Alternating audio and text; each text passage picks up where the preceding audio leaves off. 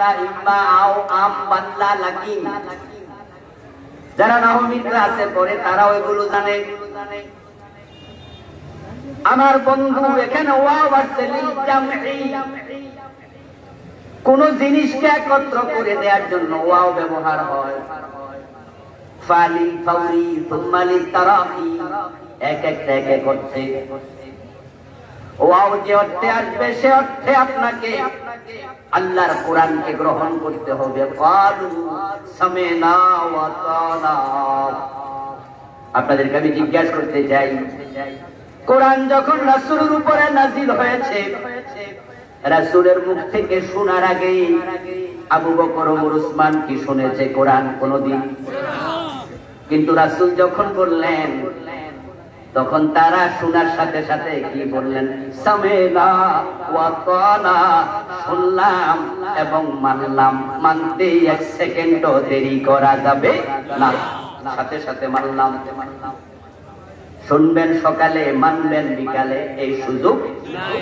ওয়াওয়ার্সে এক করে দেবে, একত্রিত করবে। আমরা যে নামাজের জন্য ওযু করি, যে আয়াতে কারিমাতে আল্লাহ ওযু ফরজ করেছেন, সেই আয়াতে কারিমাতে 3 বার ওয়াও বলেছেন। ইযা কুমতুম ইলাস সালাতি ফাগসিলু উজুহাকুম ওয়া আইদিয়াকুম ইলাল মারাফিক ওয়ামসাহু বিরুসিকুম ওয়া আরজুলাকুম ইলাল কাবাইন। তোমরা যখন নামাজ পড়বে, নামাজের ইরাদা করবে, তখন তোমরা ওযু করো। এখন ওযু করার রীতি আল্লাহ বলছেন তোমাদের চেহারা ধুইতে হবে এবং তোমাদের হাত কনুই পর্যন্ত ধৌত করো এবং মাথা মাসে করো এবং পা টাকনু পর্যন্ত ধৌত করো। এখানে ওয়াও আসছে, একত্রিত করে দেবে। আপনি মুখ ধুইলেন সকালে, মাথা মাসে করবেন বিকালে, ওযু হইব। আপনি মুখ ধুইলেন এখন, হাত ধুইবেন আধা ঘন্টা পরে ওযু হবে কিনা? আপনি তারতিব রক্ষা করে ধারাবাহিক ভাবে আগে মুখ ধুয়েছেন। আপনারা একটু বলুন তো, মুখ ধোয়ার কতক্ষণ পরে আমরা হাত ধুই? অনেক পরে না? সাথে সাথে হাত ধোয়ার কতক্ষণ পরে মাথা মাসে করি? মাথা মাসে করার কতক্ষণ পরে পা ধুই? এটাই হলো আর আমল। ক্বালু সামিনা ওয়া তানা। রাসূলের যুগে সমাজ পরিবর্তন হওয়ার এটাই কারণ। নতুন কোন বিধান যখন এসেছে, সাহাবায়ে কেরাম শুনতে দেরি, মানতে দেরি করেন নাই। চোর ধরে হাত কাটো, এমন আইন কোরআনে আছে না নাই? আজকে শুনলেন না আরো আগে? আজ থেকে 50 বছর আগে বাংলাদেশ যখন স্বাধীন হলো, 72-এ যখন সংবিধান লিখলো, আমাদের একদল মুসলমান সংবিধান লেখার দায়িত্ব প্রাপ্ত হলো। আল্লাহর কোরআনের মাঝে আছে শুরু ধরে হাত কাটো। এই কথাটা কি 50 বছর আগে মুসলমান শুনে নাই? ওটা সংবিধানে তারা ঢুকালো না, জোর ধরে হাত কাটা হলো না। এখন আমরা যারা আছি, আমরা শুনতেছি শুরু ধরে হাত কাটো কোরআনে আছে। 50 বছরের বাংলাদেশে একদিনও আমল করলাম না। আমাদের পরের লোকেরাও শুনবে, আমাদের সন্তানেরাও কোরআনে শুনবে জোরে জোরে হাত কাটো। তো কেউ আমলই করলো না। আমল যদি না করো, শুধু তেলাওয়াত করলে সমাজ পরিবর্তন হবে না। জ্বর নিয়ে ডাক্তারের কাছে গেলেন, ডাক্তার সাহেব আপনাকে লিখে দিল নাফা এক্সট্রা দিনে 3 বার, অথবা লিখে দিল এস প্লাস দিনে 3 বার 4 বার। এখন আপনি যদি প্রেসক্রিপশনটা লইয়া বাড়িতে এসে শুধুমাত্র নাফা এক্সট্রা মুখস্থ করেন, 40 বার তাসবিহ মতো জপেন, জ্বর ভালো হবে। এখন আমরা সবাই কোরআন তেলাওয়াত করি, আমলের খবর নাই। তাই ঘরে ঘরে কোরআন আছে, কিন্তু অন্যায় কমছে না। রাসূল সাল্লাল্লাহু আলাইহি ওয়াসাল্লামের উপরে মদ হারামের আয়াত চূড়ান্ত ভাবে যেদিন নাযিল হলো, ইন্নামাল খামরু ওয়াল মাইসির, ওয়াল আনসাব ওয়াল আজলাম রিজসুম মিন আমালি শাইতানি ফাজতানিবু। মদ খেও না, জুয়া খেলা করিও না, মূর্তি পূজা করিও না, ভাগ্য নির্ধারক তীর ব্যবহার করিও না, এগুলো সব শয়তানের কাজ। ফাজতানিবু, এগুলো বর্জন করো। এই আয়াত নাযিল হলো, মদ চিরস্থায়ী হারাম ঘোষণা হলো। এই আয়াতের শানে নজুল করলে পাবেন, এই আয়াতের তাফসীর করলে পাবেন। মুফাসসিরগণ লিখেছেন, এই আয়াত যেদিন নাযিল হয়েছিল, মদিনার অলিতে গলিতে সেদিন মদের বন্যা প্রবাহিত হয়েছে। যার ঘরে যতটুকু মদ ছিল রাস্তার মাঝে ঢেলে দিয়েছে, যার গ্লাসে ছিল মদ ফেলে দিয়েছে, মটকায় ভিজানো ছিল খেজুর, খুরমা ভিজানো ছিল, আঙ্গুর ভিজানো ছিল, মদ তৈরির অন্য উপাদান ফেলে দিয়েছে, জগে ছিল ফেলে দিয়েছে, মুখের মাঝে ঢুকিয়েছে। আওয়াজ আসছে কানে, কাদ হুররিমাল খামরু, এই মাত্র মদ হারাম হয়েছে, মুখের টুকু ফেলে দিয়েছে। এবং ঘটনাও ঘটেছে, পেটের মাঝে ছিল, পান করেছে, মুখে আঙ্গুল দিয়া বমি করেছে, জীবনে আর কোনোদিন মদ পান করে নাই। বালু সামেনা ওয়া তানা। মুসলমান সমাজ পরিবর্তনের জন্যই হয়েছে, কারণ তারা কোরআনে যা পেয়েছে আমল করতে এক সেকেন্ড দেরি করে নাই। এখন আমরা বড় সুবিধাবাদী হয়ে গেছি। কোরআন আপনারা মানেন না তা নয়, আপনারাও মানেন। এই যে 5 ওয়াক্ত নামাজ আপনারা আমরা পড়তেছি, রমজান মাস আসতেছে, চৈত্র মাসের দুপুরে 15 ঘন্টা লম্বা রোজা, সারাদিন রিক্সা চালাইয়াও রাখে, ক্ষেতের মাঝে কামলা দেয়, কিন্তু রোজা ভাঙে না। এমন 2-4 জন আল্লাহর বান্দাও আছে না নাই?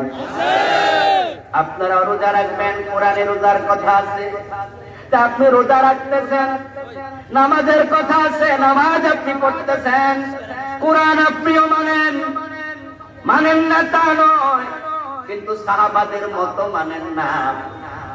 সাহাবারা আল্লাহর কোরআনের বিধানের একটার সাথেও দ্বিমত করে নাই, কোরআনে যা আছে সবটা একসাথে মেনেছে। আমাদের সমস্যা হলো আমরা কোরআন মানি ততক্ষণ অসুবিধা নাই, সুবিধা আছে যেখানে, কোরআন হাদিস মানি আমরা সেখানে। এই যে মসজিদ আমাদের সামনে,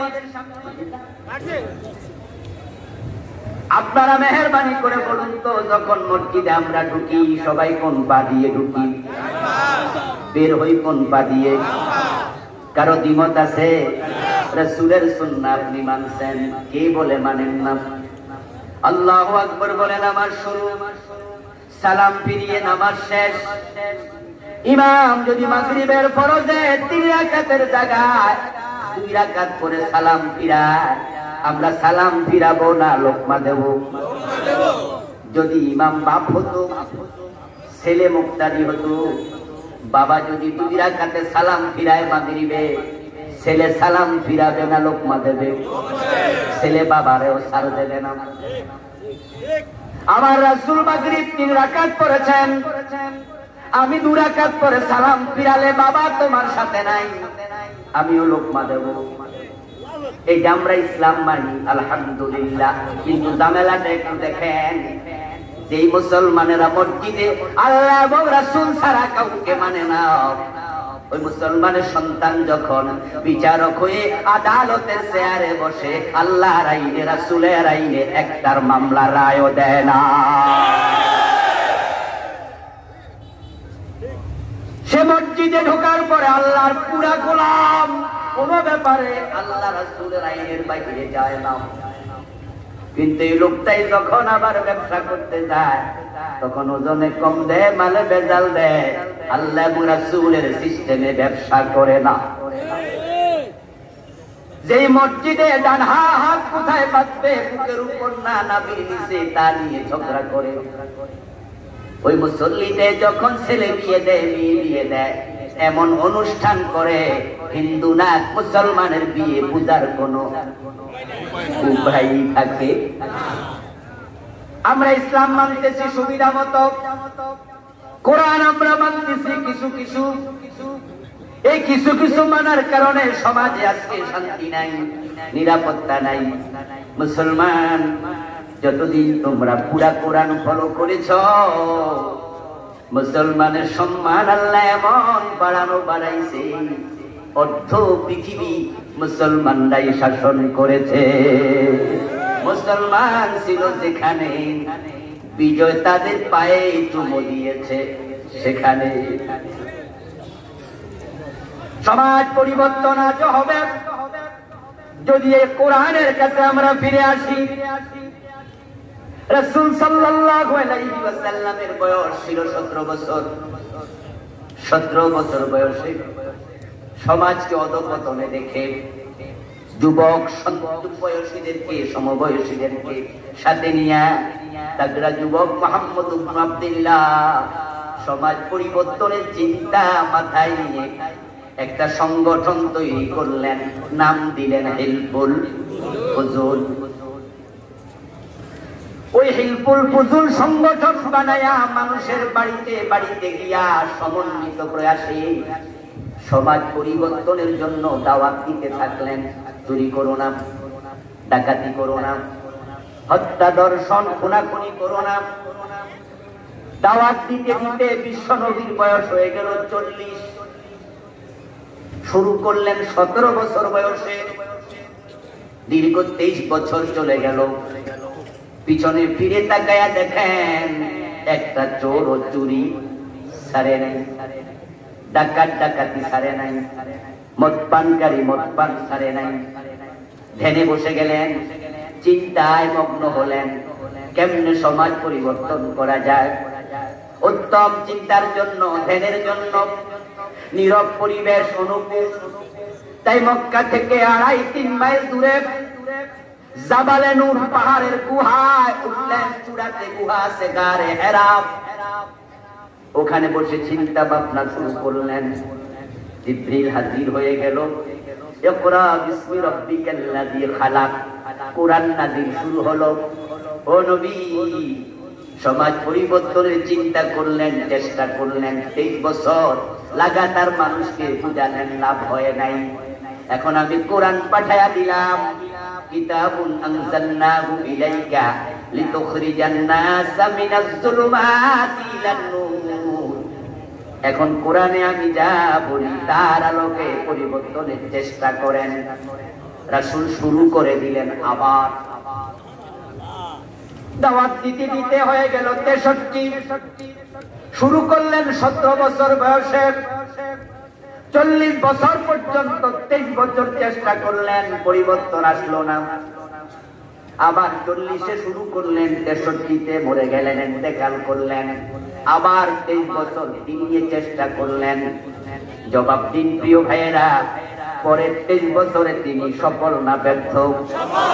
আরো জোরে বলুন, ব্যর্থ না সফল? এখন সফলতার কারণ কি? আগের 23 বছর যিনি দাওয়াত দিলেন সফল হলেন না, পরের 23 বছরে ফুলে ফলে সুশোভিত পুরা জীবন, পুরা সমাজ পরিবর্তিত হলো। কারণ শুধু একটাই, কারণ শুধু একটাই। কারণ কয়টা? জোরে বলুন, কয়টা? এটা হলো প্রথম 23 বছরে কোরআন ছিল না, পরের 23 বছরে কোরআন এসে গেছে। বিশ্বনবীর মতো মেধাবী, বুদ্ধিমান, বিচক্ষণ, প্রত্যুৎপন্নমতিতা সম্পন্ন এমন জ্ঞানী গুণী পণ্ডিত প্রাজ্ঞ লোক পৃথিবী কোনোদিন দেখেনি, কোনোদিন দেখবে না। কিন্তু কোরআন ব্যতীত সমাজ পরিবর্তন তিনিও করতে পারেন নাই 23টা বছর চেষ্টা করে। যখন কোরআন দিয়ে শুরু করলেন, পরিবর্তন হয়ে গেল। এখন আমাদের নেতারা যারা স্বাধীনতার 50 বছরে সোনার বাংলা বানানোর জন্য কত কষ্ট করেছে, বঙ্গবন্ধু জীবন দিয়েছে, শহীদ জিয়াও জীবন দিয়েছে, কত নেতা কত পরিশ্রম করেছে, এই সমাজটাকে অন্যায় মুক্ত করতে পারে নাই, কারণ কোরআন ছাড়া নবী মুহাম্মদ পারে নাই, আপনারাও পারবেন না। এটা অসম্ভব,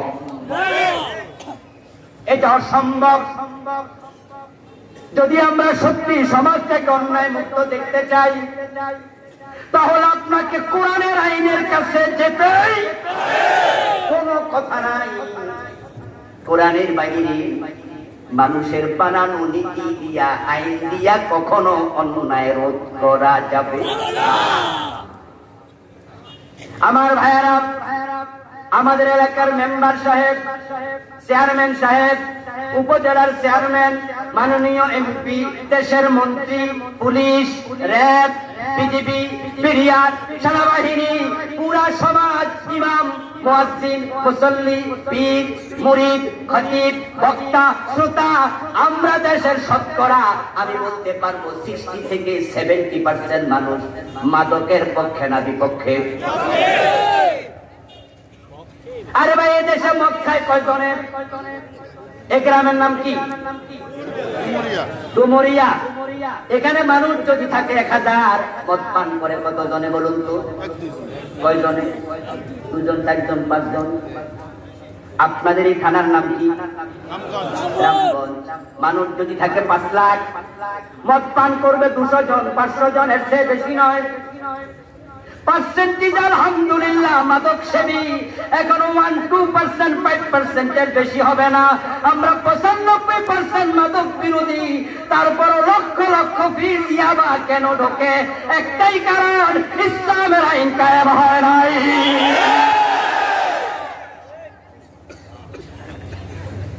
পুরা জাতি মদের বিরুদ্ধে। প্রধানমন্ত্রী, আমাদের আইনমন্ত্রী, আমাদের স্বরাষ্ট্রমন্ত্রী তো বলে দিয়েছেন মদের ব্যাপারে 0 টলারেন্স। আমার বন্ধু, যদি ইদানিং শোনা যাচ্ছে 21 বছর বয়স হলে নাকি অনুমতি দেবে, আমরা সরকারকে বিষয়ে জানিয়েছি। ওনারা হয়তো ভাববেন মদের লাইসেন্স দেয়া যাবে না, যাবে না। কোন ডাক্তার নয়, পৃথিবীর সব ডাক্তার বলল মদের অনুমতি দেয়া যাবে না। এটা বন্ধ করতে হবে, ঠিক না? যাই হোক, অনুমতির বিষয়টি আমরা সামনে দেখব কি হচ্ছে। কিন্তু এখনো পর্যন্ত আমাদের পুরা সমাজ মাদক বিরোধী, আলহামদুলিল্লাহ। এই জন্য এখনো মদখোররা রাস্তার মোড়ে দিনে দুপুরে দাঁড়াইয়া মদ পান করার সাহস। ঘরের দরজা বন্ধ করে মদ খাওয়া লাগে। সবাই বিরোধী হওয়ার পরও কেন মাদক আজকে সমাজে আছে? আমার বন্ধু, কারণ হলো এখানে দ্বৈত নীতি চলছে। মানুষের বানানো আইন সমাজে শান্তি দিতে পারে না। এখন ব্রিটিশরা আইন বানায় গেছে, সেটাই আমরা ফলো করছি। গরিবের ছেলে রাস্তায় দাঁড়ায় মদ পান করবে, এই সাহসী নাই। কারণ শুনলে মেম্বার যাইয়া থাপড়াবে, চেয়ারম্যান যাইয়া পিটুনি মারবে, পুলিশ আইসা ধরে নিয়ে যাবে, ইমাম সাহেব শুনলে মসুরি লইয়া দৌড়ানি মারবে। গরিবের ছেলে মদ পান করলে পিটুনি দেয়। আবার ধনীর ছেলেরা যখন সেরাগানে সোনার গায়ে মদ পান করে, তখন তাদেরকে দেখলে সেখানে সেলুট দেয়। 2 রকম আইন দিয়া কখনো মাদক বন্ধ করা যাবে না। আইনটা যদি ইসলামের হতো। আমার বন্ধুগণ, বলুন তো, হযরত ওমর রাদিয়াল্লাহু তাআলা আনহুর ছেলে আবু শাহামা যখন মদ পান করেছে, ওমরের ছেলে হওয়ার কারণে আবু শাহামাকে বেত্রাঘাত কিছু কম করা হয়েছে। মদ্যপানের অপরাধে প্রিয় পুত্রকে নিজ করে মেরেছ দৌড়া, মরেছে পুত্র তোমারই চোখের পরে। আবু শাহামা ভালো মানুষ ছিলেন। মদপানের কারণে আবু শাহামাকে বেত্রাঘাত করা হয়েছিল। এই জন্য হযরত আবু শাহামার ব্যাপারে কারো নেগেটিভ মন্তব্য শোনা যায়। ওনার মদপানের ইতিহাসটা যা ছিল সংক্ষেপে বলছি। উনি মূলত মদপান করেছেন ইসলামের পক্ষে একটি যুদ্ধ অংশগ্রহণ করার জন্য মিশরে যাওয়ার পরে। উনি মুসলমান মুজাহিদের সদস্য ছিলেন, সেনাবাহিনীর লোক। কাফেরদের বিরুদ্ধে যুদ্ধ হবে মিশরে। যুদ্ধের মাঠে, যুদ্ধের কোন এক ফাঁকে উনি পিপাসিত হলেন। তাঁবুর ভিতরে ঢুকে দেখেন বালতির মাঝে নবীজ ভিজানো,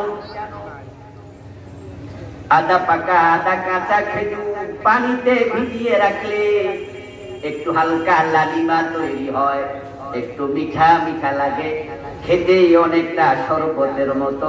আরবিতে এটাকে বলে নবীজ। এটা শরবত হিসাবে পান করা জায়েজ আছে।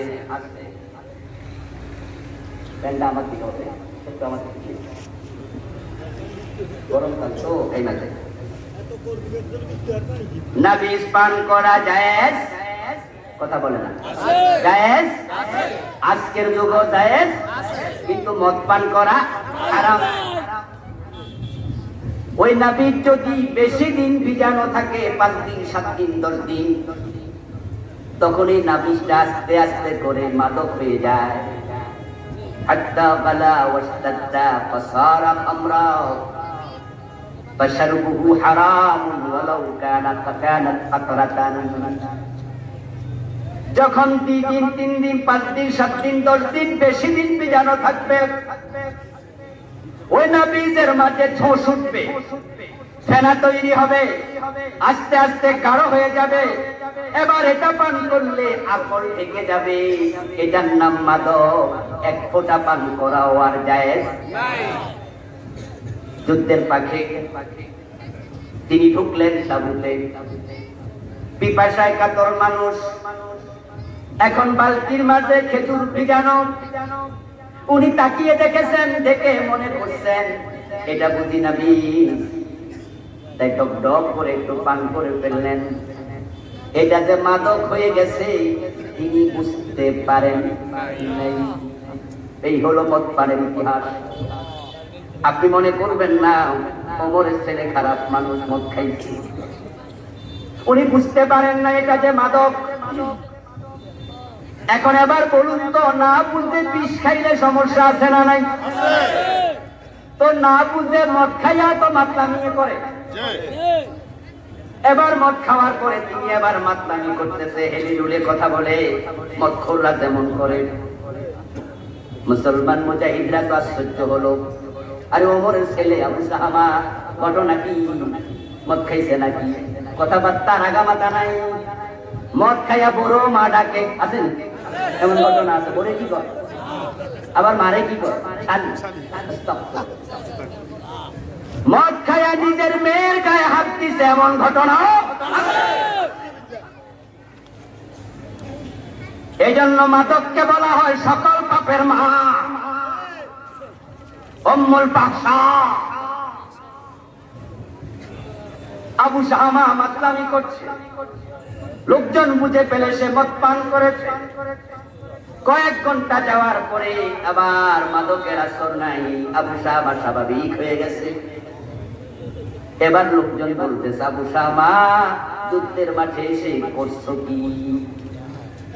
আবু সাহামা উনি আবার বললেন, কি করছি আমি? বলে তুমি তো মদ খাইছো। ইন্না লিল্লাহ। যে বেটা ঘুমের মাঝে নাক ডাকে, হেরে যদি আপনি ধাক্কা দিয়া কোন, এই ভাই নাক ডাকেন কেন, কইতে পারবো? এ বলবো কেডা কইছে আমি নাক ডাকি? কারণ নাক ডেকেছে যখন হুঁশ ছিল না। আবু সাহামা এখন ভালো মানুষ, উনি আমি মদ খাইছি, কেডা কইলো? আরে মেয়ে তুমি তো মাতলামি করেছ। এবার আবু সাহামার মনে পড়ে গেছে, আমি তো যুদ্ধের ফাঁকে তাঁবুতে ঢুকেছিলাম, আমি তো নবীজ পান করেছি।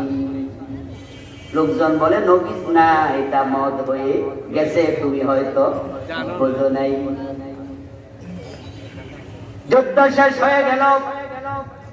আবু সাহামা রাহিমাহুল্লাহ মদিনায় না ফিরে ডাইরেক্ট চলে গেলেন মিশরের তৎকালীন গভর্নর, রাসূলের সাহাবী হযরত আমর ইবনুল আস রাদিয়াল্লাহু তাআলা আনহুর দরবারে প্রেসিডেন্টের, গভর্নরের বাড়িতে হাজির। নিজের গায়ের জামাটা খুলে ফেললেন। মনোযোগ আসেনি? নিজের গায়ের জামাটা খুলে ফেললেন। খুলে হযরত আমর ইবনুল আস রাদিয়াল্লাহু তাআলা আনহুর কাছে গিয়ে পিঠটা মেলে ধরে বলেন, চাচা, আবু শামা অপরাধ করে ফেলেছে, মদ পান করে ফেলেছে। যদি আমি গোপনে মদ পান করতাম, কেউ না দেখতো, তাহলে আমি গোপনে তাওবা করে নিতাম, আল্লাহ ক্ষমা করে দিত। কিন্তু আমি যে মদ পান করে ফেলেছি, এটা তো অনেক লোক জেনে গেছে। এই খবর নিশ্চয় আমার বাবার কানেও পৌঁছে যাবে। অপরাধীর চেহারা আমি বাবাকে দেখাবো না। মদ পান করলে যে বিচার, আপনি আমার পিঠে সেই বিচার প্রয়োগ করেন। মুহাদ্দিসদের বক্তৃতা পাওয়া যায়, বক্তব্য পাওয়া যায় রাসূল সাল্লাল্লাহু আলাইহি ওয়াসাল্লামের যুগে মদ পান করলে দেয়া হতো 40 বেত। হযরত ওমর ক্ষমতা আসার পরে একটু মাদক বেড়ে গেছে, তাই তিনি সার্কুলার জারি করেছেন, এখন থেকে দিতে হবে 80 বেত, আগে দ্বিগুণ। হযরত ওমরের জামানা থেকে 80 বেত চালু হলো। এটা কোন কোন মুহাদ্দিসের বক্তব্য। কোন কোন মুহাদ্দিস বলেন না, রাসূলের জামানায় মদ পান করলে পরে খেজুরের 2টা ডাল একসাথে গাদা হতো, একসাথে বেঁধে 40টা বাড়ি দেয়া হতো। ডাল আছে 2টা, 40 দুগুণে 80টা। কিন্তু হযরত ওমর বলেন না, এখন থেকে ডাল আলাদা হবে, একটা ডাল দিয়া 80 বেত দিতে হবে।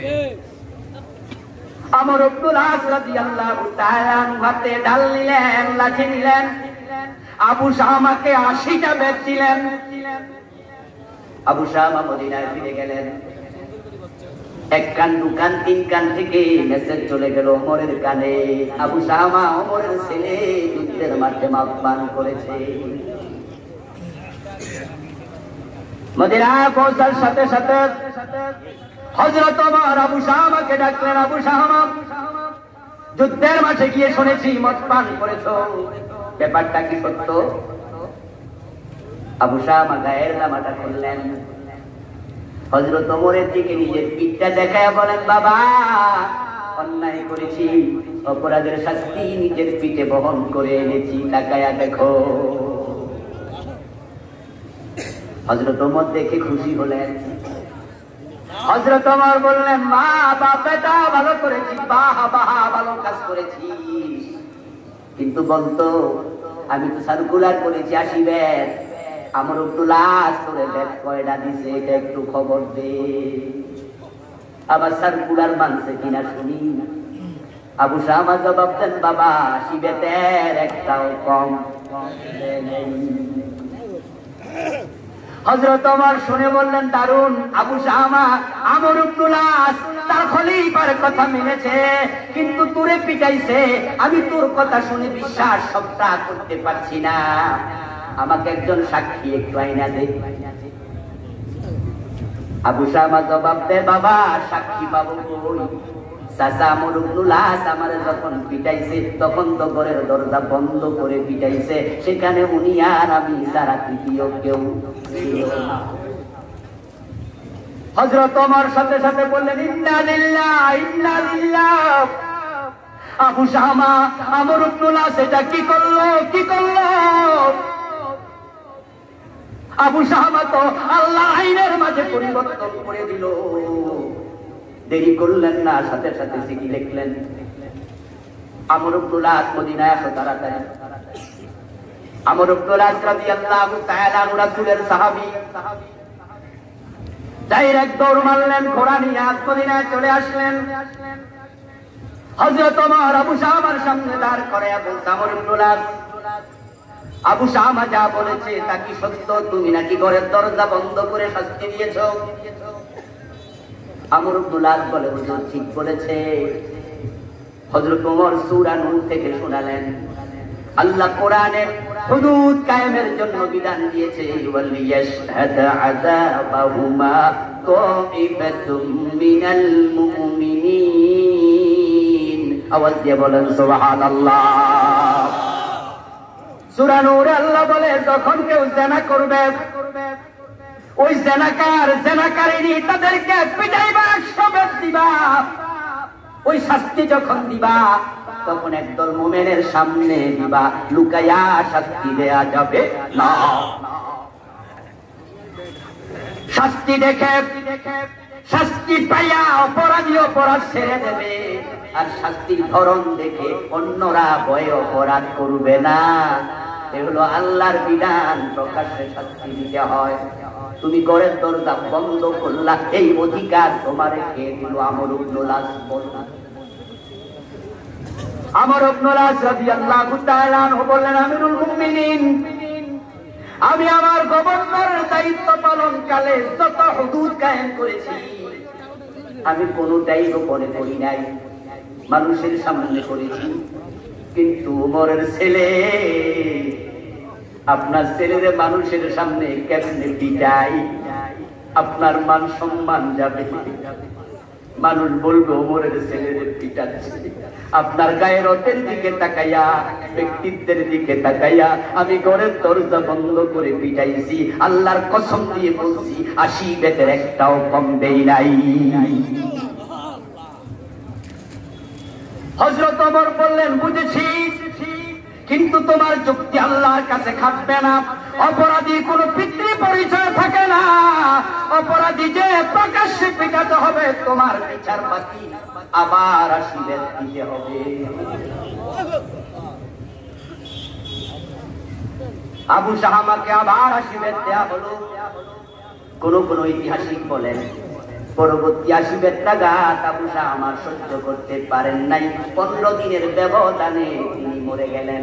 কেউ 2 মাসের কথা বলেছে, কেউ কম বেশি বলেছে। হযরত আবু শাহামা দারুণ অসুস্থ। হযরত ওমর রাদিয়াল্লাহু তাআলা আনহু অসুস্থ ছেলের কাছে হাজির হইয়া ছেলের কপালে হাত দিয়া বলছিয়া, বুনাইয়া কাইফা আনতা, ও প্রিয় বৎস, কলিজার টুকরা ছেলে। বুনাইয়া, ইবনি বলেন নাই, ইবনুন মানে ছেলে, বুনাইয়া মানে কলিজার টুকরা, প্রিয় ছেলে। কেমন আছো? আপনার আবু শাহামা জবাব দেয়, ইয়া আবাতি তাকতুলুনি, ও আমার প্রিয় বাবা, কলিজার টুকরা বাবা, আপনি তো পিটাইয়া আমারে মাইরা ফেলছেন, জিজ্ঞাসা করে লাভ কি? তাকতুলুনি, আমি যে মরে যাচ্ছি আপনার বিচারের কারণে, তো ওখানে খাইলাম 80 বেত, এখন মদিনা আইসা আবার আসি।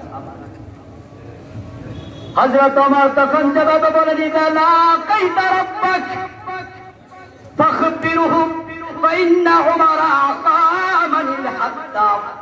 ও আমার প্রিয় ছেলে, এই অসুস্থতায় যদি তুই মরে যাস, আল্লাহর সাথে দেখা হয়ে গেলে আল্লাহকে খবর দিস, ইসলামের আইনের ব্যাপারে আমার বাবা ওমর আমারেও ছাড় দেয় নাই।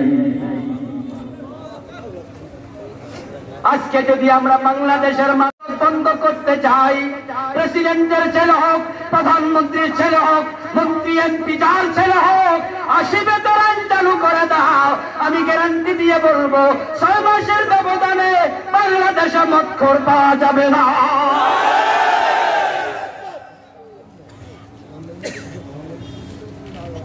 কিন্তু বন্ধু, আজকে মাদক আছে, চুরি আছে, ডাকাতি আছে, রাহাজানি আছে, চিন্তায় আছে, দর্শন আছে, খুন আছে। আল্লাহর কোরআনের বিধান নাই না থাকার কারণে সমাজের অন্যায় গুলো দূর হয় না। এখন আমরা যারা সমাজে শান্তি চাই, আল্লাহর কোরআনের আইনের দিকে ফিরে আসা দরকার আছে না নাই?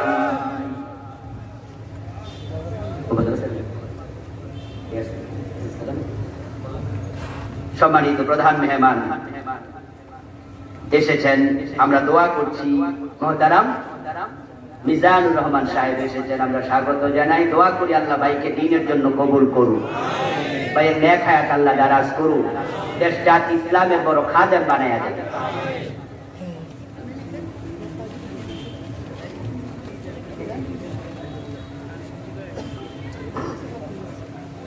আমার প্রিয় ভাইয়েরা, কোরআন কোন মন্ত্র নয়, কোরআন কোন ঔষধ নাম যে মন্ত্র পরে ফুল দেবে সবাই ভালো হয়ে যাবে। ঔষধের মতো কোরআন আপনি পানির মাঝে মিশায়া এক গ্লাস খাওয়াইয়া দেবেন, সুর ভালো হয়ে যাবে, এমনটা নয়। ওয়াযাক্কির ফাইন্না যিকরা তানফাউল মুমিনিন, ওয়াজ চলবে, নসিহত চলবে।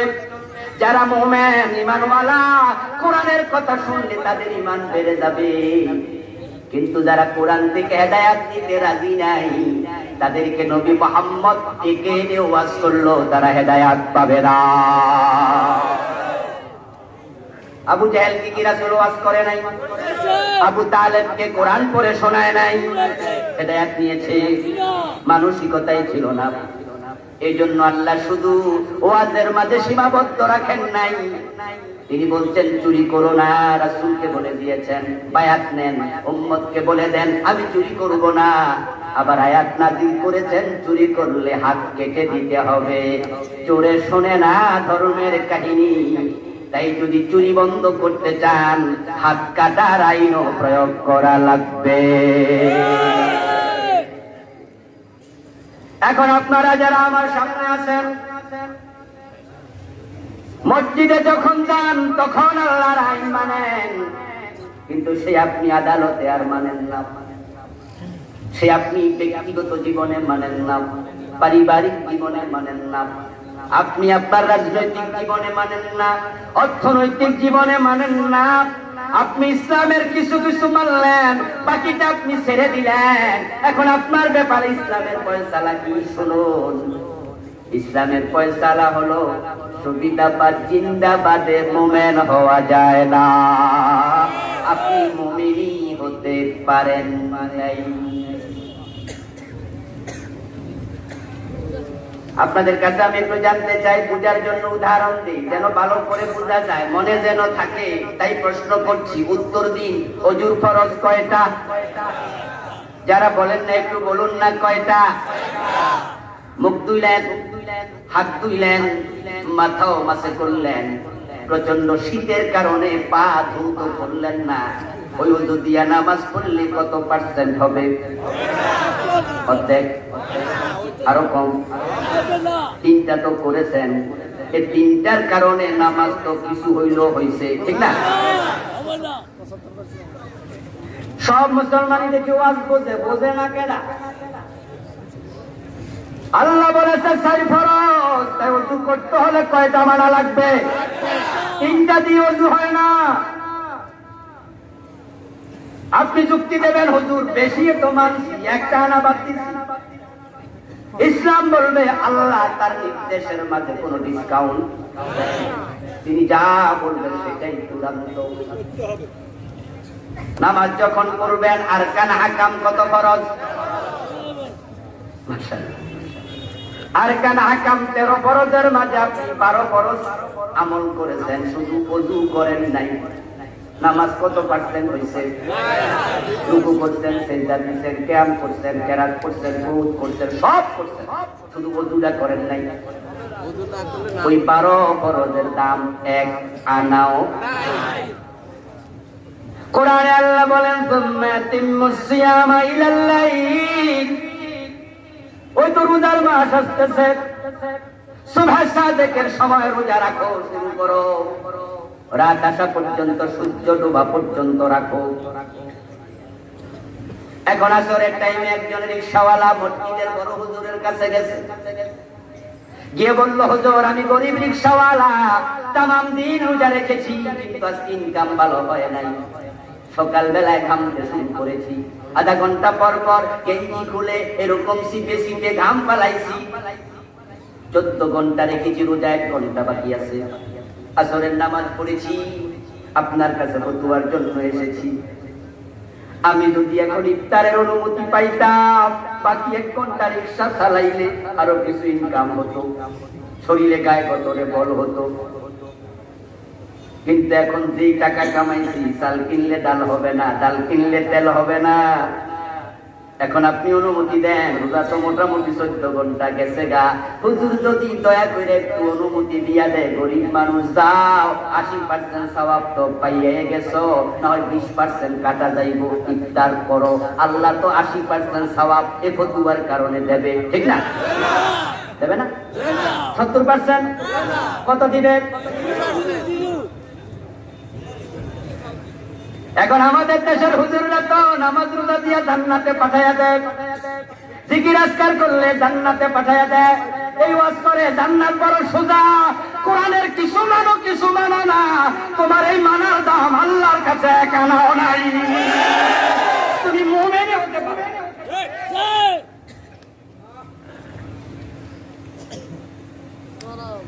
হুজুরের ফতোয়ার দিকে তাকায় আল্লাহ রোজার সওয়াব দেয় না। আল্লাহ বলেছেন সুম্মা তিম্মুস সিয়ামা ইলাল লাইল, তুমি রোজা পূর্ণ করো রাত আসা পর্যন্ত। রাত আসবে তখন, সূর্য ডুববে তখন। তাই আমরা কি করি? ইফতারের আগে দিয়া ঘড়ির দিকে বারবার তাকাই। বুড়া দাদা নাতিরে কয়, কিরে নাতি আর কয় মিনিট? কয় না দাদা 4 মিনিট। কয় না?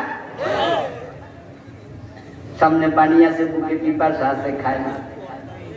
সামনে খাবার আছে, পেটে ক্ষুধা আছে, কয় আর কয় মিনিট? কয় 3 মিনিট।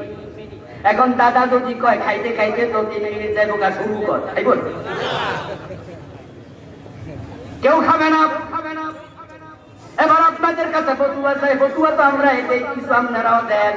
যদি 5 মিনিট আগে 3 মিনিট আগে সূর্য ডুবার তো ইফতার করে ফেলে, সওয়াব আল্লাহ কিছু হইল তো দিব নাকি? পুরা দেয় বাদ, পুরা রোজাটাই আল্লাহ ডিসকাউন্ট দেয় না। এখন আপনারা আল্লাহর কোরআনের কিছু মানেন, কিছু মানেন না। আপনাদের ব্যাপারে আমি আবুল কালাম আজাদের ফতোয়া নয়, আমি আল্লাহর ফতোয়া শোনাচ্ছি। আল্লাহ কোরআনে কি বলে শুনুন। ইয়াকুলুনা নুমিনু বিবাদিন ওয়া নাকফুরু বিবাদ ইউরিদুনা আন ইয়াত্তাখিযু বাইনা যালিকা সাবিলা উলাইকা হুমুল কাফিরুনা হাক্কা। একটু সবাই চিৎকার করে আওয়াজ দিয়ে আল্লাহর কাছে আমরা পরিত্রাণ চাই, বলেন নাউযুবিল্লাহ। আল্লাহ তাআলা কোরআনে বলতেছেন, কিছু মানুষ এমন আছে যারা বলবে নুমিনু বিবাদি, আমরা তো একবারে মানি না তা নয়, কিছু তো মানি। ওয়া নাকফুরু বিবাদ, আর সব কি মানা যায়?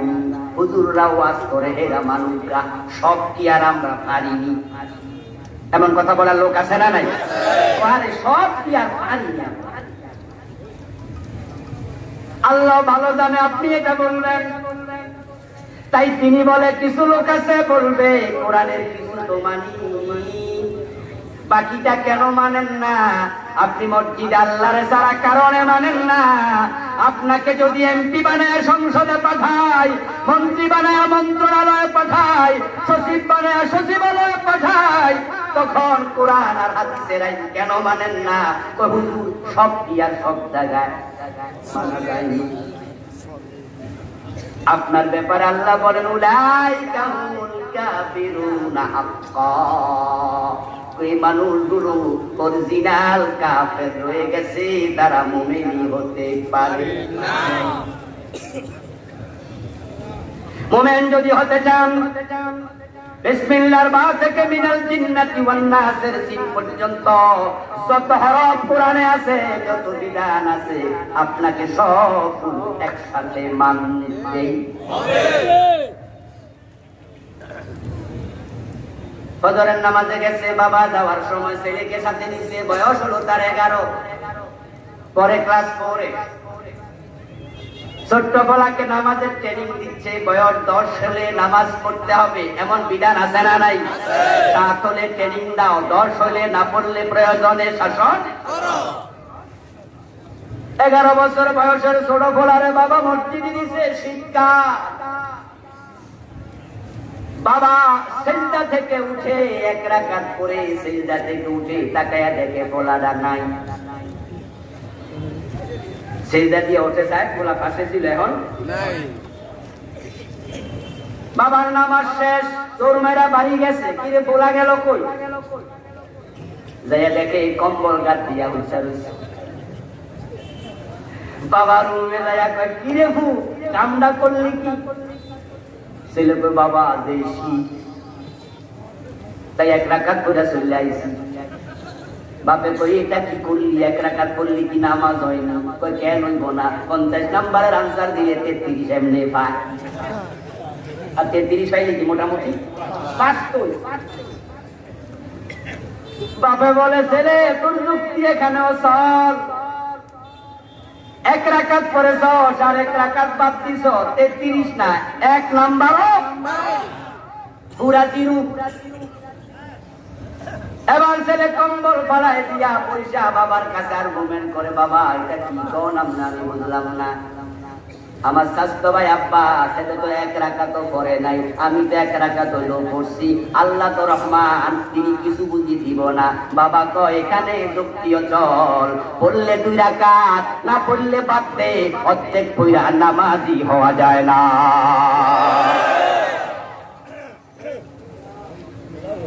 আপনি কোরআনের কিছু মানবেন, কিছু বাদ দেবেন, আপনি মুমিন হবেন। আপনারে কইল কে? কাদিয়ানীর নাম শুনেছেন? জবাব দিতে হবে, শুনেছেন? তারা মুমিন না কাফের? কিন্তু তাদের মসজিদ আছে না নাই?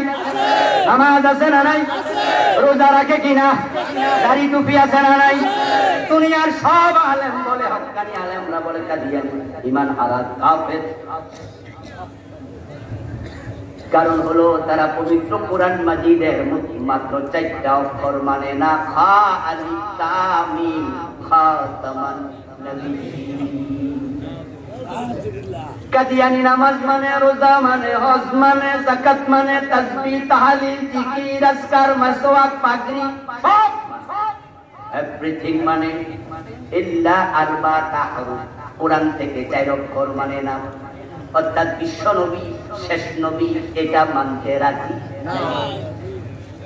তাদের একটা কাজ হলো গোলাম আহমদ কাদিয়ানো নবী, নাউযুবিল্লাহ। মাত্র 4 অক্ষর মানে নাই, কাফের হয়ে গেল। আর আল্লাহ কয় সারিকু ওয়াসারিকাতু ফাকতাউ আইদিয়াহুমা, এখানে 1 ডজনের উপর অক্ষর চুর ধরে হাত কেটে দাও, মানলেন না। আল্লাহ কয় জানা করলে আঘাত করো 100, আযানিয়াতু ওয়াযানি ফাজলিদু কুল্লা ওয়াহিদিন মিনহুমা মিআতা জালদা। এখানে অক্ষর আছে 2 ডজনের বেশি, আপনারা 50 বছর একবারও মানলেন না। আমার আল্লাহ কোরআনে বলে আলা লাহুল খালকু ওয়াল আমরু, এখানে অক্ষর আছে 15টা। হাজার হাজার নামাজি মানল না। বাংলা অর্থ হলো সৃষ্টি যার, আইন চলবে শুধুই তার। বলেছেন কে? আল্লাহ। আরেকটু জোরে বলুন, কে বলেছেন? এবার আওয়াজ করে বলুন তো, সৃষ্টি কার? আল্লাহ। আইন চলবে কার? বলেছেন কে? এখন আল্লাহর আইন নাই, কোথাও নাই।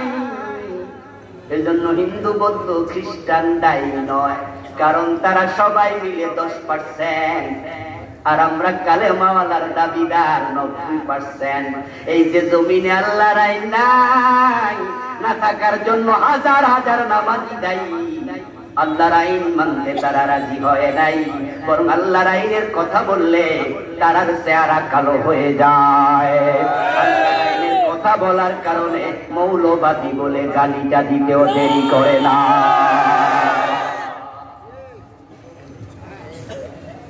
قال النبي صلى الله عليه وسلم المؤمن كالجمل الأنيف حيث ما قيد ينقاد। আরে ভাই, আপনি ঈমানদার হলেন, আমি বুঝবো কেমনে? ঈমান তো দেখা যায় না। আমি যে মুমিন আপনি বুঝবেন কেমনে? আমার ঈমান তো আপনাকে দেখাতে পারি নাই। আপনারা বলুন তো, যারা শিয়া তাদের কি টুপি নাই? মুখে দাড়ি নাই? সেই পীর পায়ে সেজদা নেয়, ওই পীরের মুখেও দাড়ি আছে না নাই?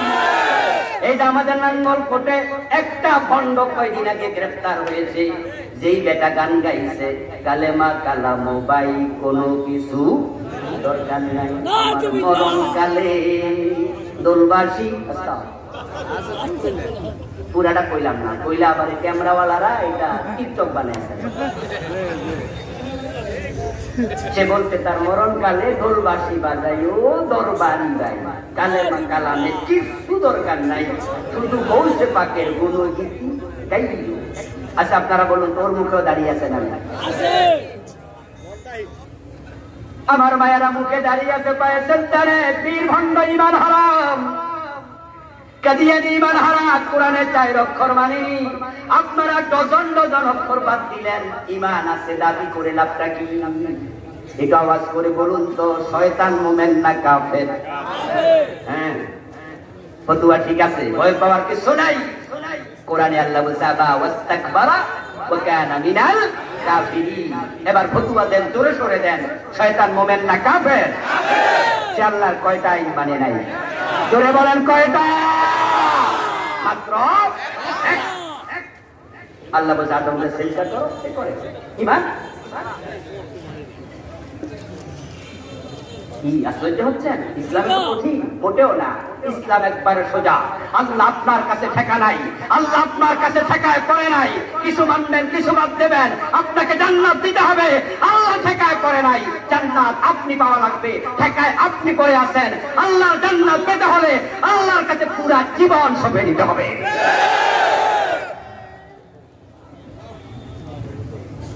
আল মুমিন কাল জামালিল আনিফ। বিশ্ব নবী সাল্লাল্লাহু আলাইহি ওয়াসাল্লাম চমৎকার একটি উদাহরণ দিলেন। যে মুমিন হলো সেই তো হলো নাকের ভিতরে রশি ঢুকানো ওটের মতো। মরুভূমি যারা গেছেন তারা দেখেছেন ওট কিন্তু খুঁটা গাইরা পালে না, ওটগুলোকে রাখালরা ছেড়ে দেয়, হাতে খায়, করে ফিরে। কিন্তু যে ওট ধরে মালিক নাকের ভিতরে রশি ঢুকাইয়া দিছে, মালিক রশি হাতে নিল। আপনার একটু বলুন তো প্রিয় ভাইয়েরা, ওই ওটটা মন মতো চলে না টান মতো? ওটটা এখন স্বাধীন না পরাধীন? মন মতো চলার অধিকার সে ওটের নাই। এখন মালিক টানে যেদিকে কদম দেবে। এবার বলুন তো, মালিক যদি দক্ষিণ দিকে টানে, ওট উত্তর দিকে যায়, নাক থাকবে না ছিঁড়ে যাবে? কথা বলেন, নাক থাকবে না ছিঁড়ে যাবে? আমার রাসূল এই কথাটাই বলেছেন। সহিহ মুসলিমের হাদিস, 1400 বছর আগে রাসূল বলেন, ইসবিহুর রাজুলু মুমিনান ফায়ুমসি কাফিরা। এমন এক জামানা আসবে মানুষগুলো সকাল বেলায় মুমিন থাকবে, সন্ধ্যা বেলায় কাফের হবে। আপনি যদি কোরআনের কাছে পরিপূর্ণভাবে না আসেন, ঈমান থাকবে না। এখন আপনি যদি মনে করেন যে ঈমান থাকলে থাকুক, না থাকলে নাই, হুজুররা সব কথা শুনলে কি আর সমাজে চলা যায়? আপনি স্বাধীন, কিচ্ছু অসুবিধা নেই, আপনার যা মনে চায় তা করেন। আল্লাহ দুনিয়া ফেরেশতা পাঠাইয়া আপনারে পিটাইয়া মুমিন বানাবে না। আপনি সিনেমা হলে দৌড় মারেন, কোন ফেরেশতা বাধা দেবে না। আপনাকে ধাক্কাইয়া ঈমানদার বানানোর কোন প্রয়োজন আল্লাহ। ফামান শাআ ফালইউমিন ওয়া মান শাআ ফালইয়াকফুর। কোরআনের আয়াত। আল্লাহ বলেন, হে নবী, আপনার দায়িত্ব হচ্ছে ইন্নামা আলাইকাল বালাগ। আপনি কোরআনের কথাগুলো পৌঁছায়া দেন। কে মানলো কে মানলো না এ চিন্তাই করবেন না। ও মিয়ারা, মনে চায় মুমিন হও, মনে চায় কাফের হও, দরজা খোলা আছে। তোমার মতো লোক অর্ধেক মাইনা ইসলামের দাবি করার কোনো প্রয়োজন আল্লাহ। উদখুলু ফিস-সিলমে কাফের। মসজিদের আগে কাতারে দাঁড়াবেন, আবার সুদে টাকা লাগায় রাখবেন, এরকম দ্বিচারিতা, এরকম নেপাকি চলবে না। ইমাম সাহেবের পিছনে দাঁড়ায় নামাজ পড়ে 2 পকেটে বসে থাকে। সকাল 10টা অফিসে গেছে, এই যে ঘুষ খাবার শুরু করছে, বিকাল পর্যন্ত শুধু ঘুষ খায়। প্রতি সিগনেচারে টাকা দেয়া লাগে, এমন ঘুষখোর অফিসার আছে না নাই?